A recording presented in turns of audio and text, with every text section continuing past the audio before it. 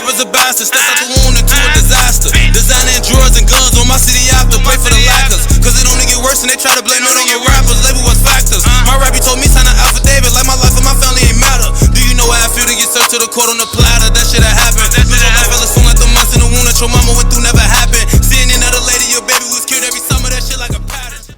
Welcome back to the channel, guys. It's your boy Wolf Nara here, back to bring you another One Piece video, and today we're going to be talking about One Piece 1030. Okay, so I did do a live reaction for it, but my live reaction file got corrupted, so your boy couldn't even, you know what I'm saying, upload. But nigga, this fucking chapter, okay, this chapter of One Piece was absolutely phenomenal. It took me for a loop every time, literally, even though I was kind of irritated, I'm not gonna lie. So first, initially, the chapter starts off with my nigga, check it out, you know what I'm saying, my nigga Scratchman Apoo. Okay, it starts off with Scratchman Apoo talking to Drake, stating that you really don't have any stakes in, well, me and you don't have any stakes in this fight. They're speaking in the Iwato room, and all he pretty much wants to do is pretty much snake everybody and get the win, pretty much take down Kaido. He said whoever wins this fight is not coming out of this fight unscathed, basically indicating there will be some sort of loss one way or another during the end or the climax of the Onigashima portion of Wano. And so, you know, Drake kind of basically says like he really doesn't trust Apoo, especially what happens with the kid situation where he kind of turned kid into Kaido. So we also kind of get a lot of that in regards to Kaido and Big Mom basically stating that pirate alliances never work out, that one pirate always betrays the other. So it's pretty much understandable why Drake is not really trusting Apoo. Nigga, I wouldn't trust a nigga who could press his teeth in either, nigga. I'm just saying. That nigga got piano for teeth, boy. That nigga shit fucked up, bro. So now then we get kind of like the numbers kind of like start to have like this menacing look about them, as if like either A, they may stop them from actually portraying Kaido, or B, they may actually be part of Apoo's crew permanently, which in which he has dominion over them, I should say. So now we then skip to the stairs between the first and the second floor, where we have the little dog thing from the beginning of Wano, and nigga giraffe ass that I don't even know this nigga name. This nigga got human body but an entire giraffe coming out his ass. So giraffe ass is running down the stairs too, in which they began to see Kinemon's lower half, and Kinemon basically states that when Law tried to reconnect him during Punk Hazard, he actually didn't reconnect him all the way. I'm just saying, oh, that's some bullshit, cause nigga Law is a competent doctor, nigga. Nah, he's not. He may not be as competent no more, nigga. Where you get your med degree at, nigga? Where you go to undergrad, nigga? All right, hold on, where the fuck? Where's your credentials at, nigga? Cause you're not even stitching niggas up all the way, okay? Wait, Kinemon, is that you? Yeah. Then Usopp grabs Kinemon basically and starts telling him that, yeah, I'm part of your alliance, whatever the case may be. But Kinemon can't hear him because nigga, Kinemon is only legs at this point.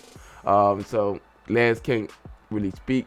So for them to pretty much advise Kinemon he's within safe hands, they poke the crescent moon symbol for the samurai, and he automatically do like, oh, okay, yeah, this is the these are my comrades here. So now giraffe ass Usopp in the lower half of Kinemon goes to save Okiku, because Okiku is still alive, Kinemon is still alive, and Kanjuro is still alive. And so Orochi contacts Kanjuro, in which Kanjuro draws this gigantic flame admiration. Nigga, this nigga conjure a gigantic flame spirit, nigga, out of nowhere. Just like, yeah, I'm gonna just draw this motherfucker. Yeah, just go to the basement, blow up the explosives that way, because if you touch the spirit, you automatically get caught on fire. And so then after that, he sends that down, in which we have an interaction with that thing later on in the chapter. Momo, he's unable to actually produce like gigantic flame clouds to grab a hold on. However, he's able to produce smaller flame clouds. So he's going to try to use quantity to stop the Onigashima from dropping on the flower capital instead of quality, because he doesn't have the necessary training for that quality. So next, after Momo's scene, we have Brook basically stating, we need to get up out of here. That's because Kanjuro's admiration, whatever you want to call it, spirit thing, drawing, whatever illustration, whatever you want to call Kanjuro thing, okay? He's pretty much fucking up the entire castle, making sure everything catches on fire and things of that nature. Then we have kind of like CP0 walking around. They're beginning to make their moves. So I'm guessing first they're going to go to Who's Who. And that's because Who's Who is pretty much, I don't want to say he's the cause of this, but he's the reason Luffy got the fruit. So they're going to go get the trader from the world government. They're going to go get Who's Who out the way first. And then after that, we'll probably see them trying to like do some back end things to make sure that the war progress or is indecisive enough up until the point where the rest of the CP0 reinforcements come in, and which then the actual final battle begins from there. So then after that, we get a screenshot of each individual character. We get Marco, we get Izo. The Izo look like his ass is lumped up. We get my nigga Kawamatsu, Mr. Kappa. Okay, we get my nigga Mr. Kappa. We get Sanji returning to the Queen fight. We get it looks like Kaido tried to hit Luffy with a blast breath or Boros breath, in which Luffy blocked him with the Rio. Okay, hit that nigga with the palm. Nigga like, no, nigga, that ain't gonna work this time. Then we got Zoro versus the Brute, Zoro versus the Monarch, Zoro versus King. Okay, we got a screenshot of that as well. While Kozuki's basically while Orochi's basically stating that, yeah, we're going to use that flag spirit to blow up the castle, while Yamato's going to have to interact with that because she's trying to stop the castle from blowing up. So maybe she has an ability that can cut fire just like how Kinemon's is. And then we get the fame moment, nigga. Iko sovereignty. Mama. We get the Big Mom named attack, nigga. Smacks Kid out the building. Smacks the nigga out the building. She's riding Prometheus with Napoleon in hand, about to smack his ass down. And so then we get into a conversation with Kid and Law. So in my review for 1028, I stated that Luffy seems to be pretty much the hockey master. He has versatility with his Devil Fruit. However, since he hasn't awakened it, he hasn't mastered his Devil Fruit per se. So now Kid and Law basically have a conversation stating that they have awakened it. Nigga, I'm in this bitch like, nigga, when? Nigga, didn't Doflamingo have you on the ground like this? Nigga, arm gone, nigga. You only had your own one available arm, but crying, nigga. Luffy had to prevent this nigga from stumping you out with the Louis loafers on, with the Gucci loafers on, bro. Stop it, folks. Where the fuck this cap ass awakening shit? Where did this cap ass awakening shit come from? But I'm here for it, okay? I'm here for it. It's okay.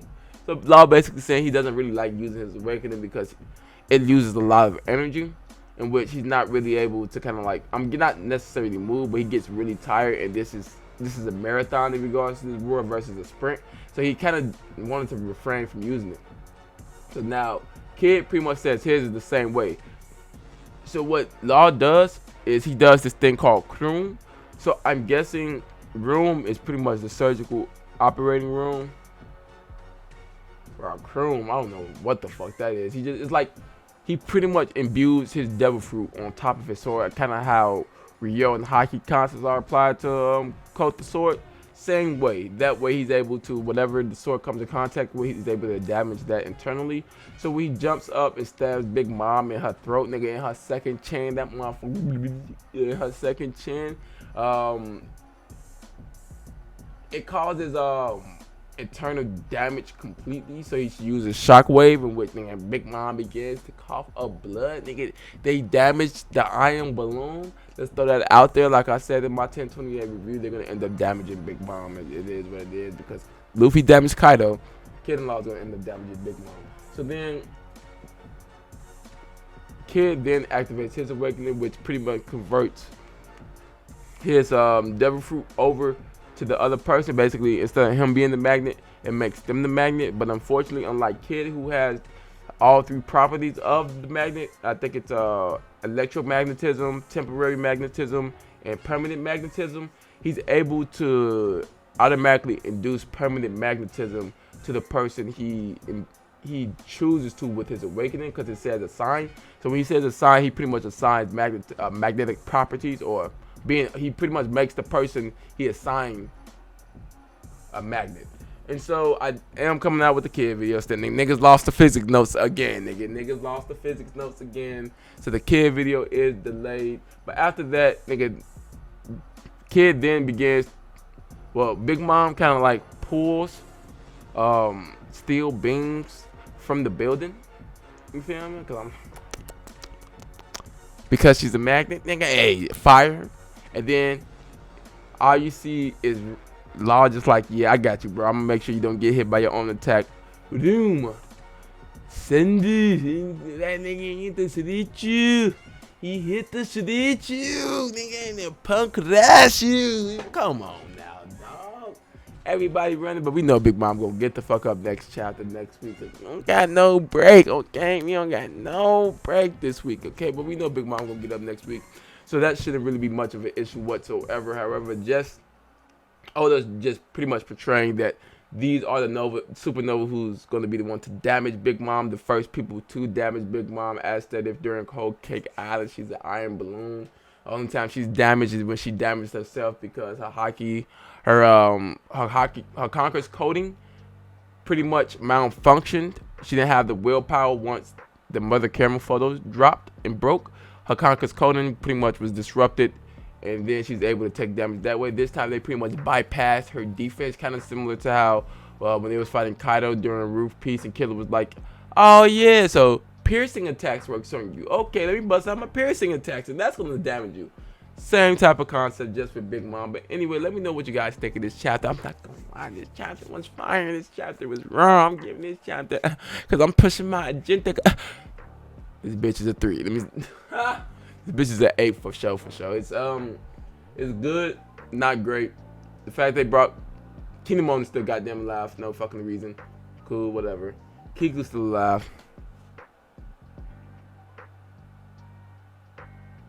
This bitch got the life force of a god. Anyway, it's been your boy Wolf Nara, leader of the Cosmic Armada here. Like, comment, and subscribe. Tell a friend, Pull up to the Twitch screen, follow me on Twitter. I'm out. They know why I'm throwing up L's. As long as I'm alive, they won't forget you. Take me to them days when I took some gang, thinking like, damn, I remember.